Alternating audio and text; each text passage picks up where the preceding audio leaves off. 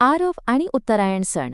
हिवाळा हळूहळू निरोप घेत होता आणि गुजरातमधील आकाश रंगीबेरंगी होत होते.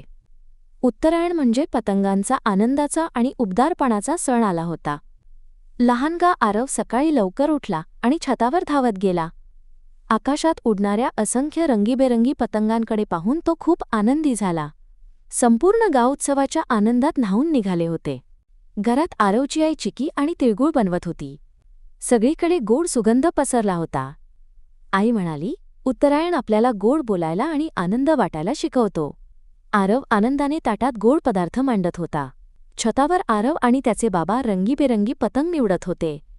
दोऱ्यांच्या फिरक्या चमकदार पतंग पाहून आरव खूप उत्साहित झाला. मित्रांसोबत पतंग उडवणे. थोड्याच वेळात आरव मित्रांसोबत छतावर पतंग उडवू लागला. काय पोचे असा आनंदाचा आवाज सगळीकडे घुमत होता.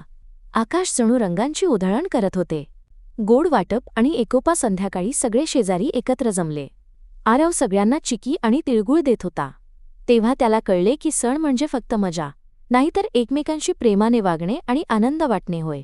सूर्य मावळत असताना आरव शांतपणे छतावर बसून उडणाऱ्या पतंगांकडे पाहत होता. त्याच्या मनात एकच विचार आला, उत्तरायण आपल्या मनालाही पतंगासारखे उंच उडायला शिकवतो.